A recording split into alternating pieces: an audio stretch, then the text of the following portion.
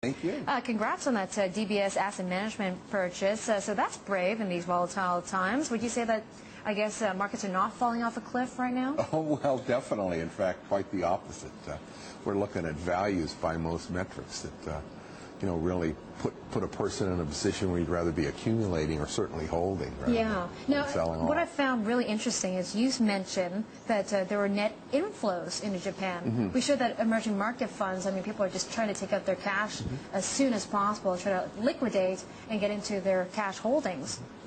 Well, part of it is most of what we've been selling the Japanese is not the Japanese market. In fact, I think Japanese equities only represent about 6% of our assets. Right. We've been selling them a lot of the growth markets and Asian markets and emerging markets and the like. So post the tsunami, when a lot of Japanese investors were looking and saying, maybe I want to diversify a little more internationally, we had an awful lot of product on the shelves of all the banks. So that's why they look to us, and our flows actually were net inflows. Yeah, net inflows. Now, as a whole, you're pretty bullish on the equities, right? Because take a look at these valuations. You showed me the HSI, the Hang Seng Index, looking at 7 times earnings. Oh, the one that really surprises me is the Hang Seng China Enterprise Index.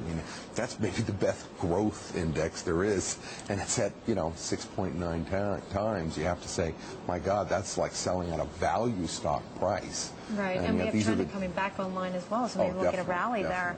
Yeah, but what about the belief in China? I assume you have some assets, holdings in China on the mainland. Do you think? Yes. Well, our joint venture there is one of the top 7 largest of all the joint ventures there. So we're quite big in selling local Chinese stocks and bonds. Yeah, and what do you say when people talk about a hard landing in China? I guess we'll get more indications of that with inflation figures, but are you a believer in that scenario? No, we're not. It's simply because there's just now such a foundation. There's so much strength. There's enough equity there.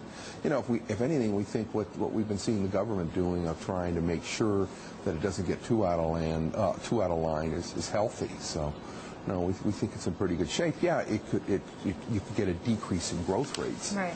But that doesn't deserve the stock prices and metrics that we're seeing now. Yeah. Does it feel a little like 2008? There's a lot of, I guess, panic and fear, and people are still sitting on the sidelines, not knowing when to actually get back into the markets. Well, you're right. I think, if anything, we still have this overhang from 2008, and that the world just got shocked by what happened with Lehman and AIG and the like.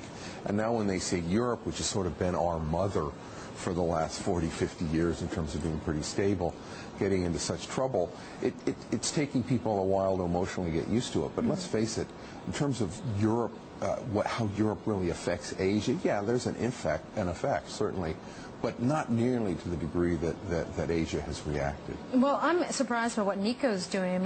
Your acquisition strategy in terms of buying up DBS Asset Management, they're taking a 7% share in the total global asset management of your company. What does this mean? Are you going to make more acquisitions for the future as well? Are you going to hold back? Or is there some cheap values up there? One of the things that has always disturbed me is when some corporations come out and CEO says, and we're going to make an acquisition every year for this, grow this much, without bothering to check the other side. An acquisition or merger is a bit like getting married. It's like, I'm getting married in the next 6 months. Well, you got to find somebody who wants to marry you, and it's got to fit. Yes. So it's hard to always predict, but we're certainly interested in continuing, particularly if a large bank or a broker is saying, we want some help in the asset management side. We want to get more training and more products and the like.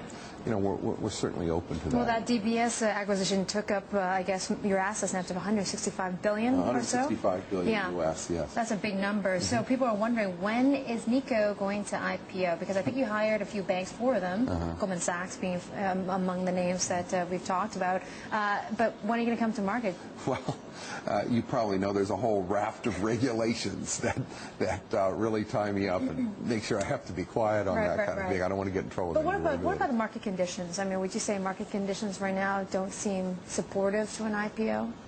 Well, I think that we've certainly seen right now a lot of IPOs of other companies get hesitant and wait. So a lot of them are waiting. And, as to when, the markets are so volatile now where you can, sometimes how many times have we done weeks where Monday looked terrible and Thursday looked better, and then Friday looked bad again, but then the next week looked rosy. So I think we have to see a little of the volatility smooth out a bit before we see more companies in general go into public. quickly. All right. Maybe by the end of this year, do you think that those market conditions we'll see? You know, it's so hard. It's so hard to tell. Yeah. I think that in normal times you can look out a month or 2 or 3 and feel better about predicting the direction or volatility, but now it's difficult. You see such fall daily, even on stable, relatively large stable markets, that's hard to predict.